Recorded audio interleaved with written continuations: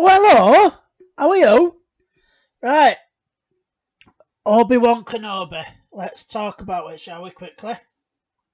I want to try and keep this short, but it might not be as short as I want. So, it starts off with a 3 to 4 minute recap of the prequels. Now, if you're a Star Wars fan, you don't need a recap of the prequels because you know what happened. The moment I saw this, I thought, "Hey, this ain't going to be good. This isn't made for me."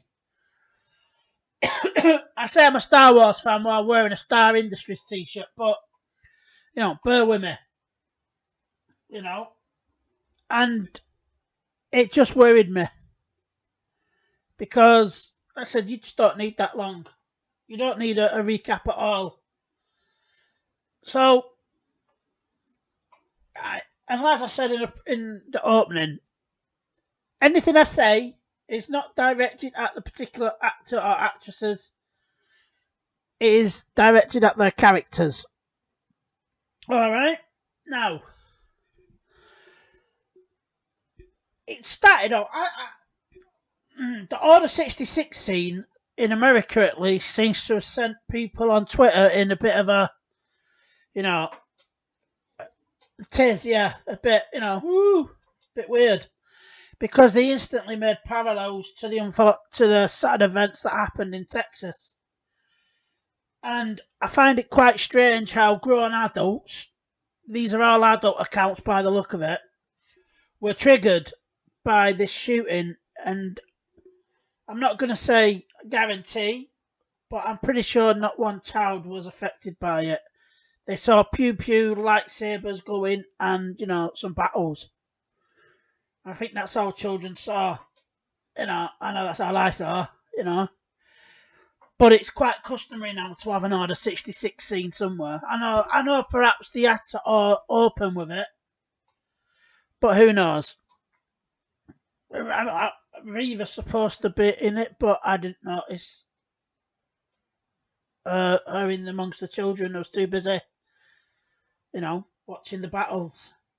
So we open up. I've said in my Top Gun review that there is a bit of parallel between Obi-Wan and Maverick.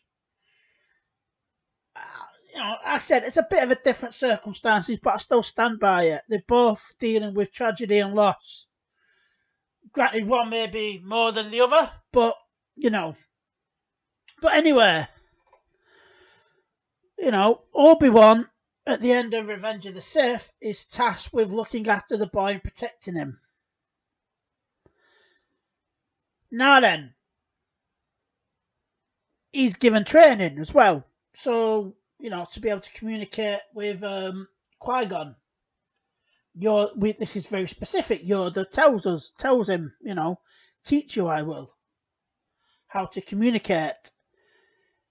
And when we, skip forward 10 years, Obi-Wan Kenobi, he's making tuna. That's the best summary I can give, because it's like some kind of sand whale. And Obi-Wan Kenobi is making tuna, dicing up whale meat, tuna, whatever you want to call it. And that's what he's doing. Now, let's have a look. Showdown on Smuggler's Moon. This is quite a good comic series. Starts off with Skywalker Strikes, as Luke is trying to find more about being a Jedi, and he ends up going back to Tatooine, back to Ben's house, and he finds the journal of Obi-Wan Kenobi. And this one, that's right at the end of Skywalker Strikes. This picks up immediately afterwards. And it tells us that Ben, he is in a bit of a low point. He did want to train Luke, as is happening in the show, but Uncle Owen knows better because he's Uncle Owen. So while Obi-Wan's not allowed in the book, Obi-Wan hasn't used his lightsabers in years. He is he is the hermit. But even though he's not allowed to train Luke, he does still protect him. You know, in the book, in the comic, it says, along the lines of the hardest thing about being a Jedi is not being a Jedi. So he does have a lot of conflict in this, in the comic, the graphic novel, but he still protects Luke. It's still his focus, his mission. And 5 minutes. I've not even got there yet. And we get to Kenobi, and he's making tuna. He's making fucking tuna. I couldn't believe this. Anyway, he gets a visit from a Jawa who's blatantly stolen some stuff off him, but just for a bit of nostalgia, and for some reason it needed an origin story. The starfighter that Luke plays with in A New Hope, Obi-Wan made it him, or bought it him, or whatever. Don't you feel better about knowing that? Wasn't that fucking pickling your mind? Doesn't that help you sleep better now that that question has been answered? No, me neither. I didn't give a shit. But nostalgia, and we see not even 30 seconds, 10 seconds of Luke. And he's, sat down like he's riding a pod racer.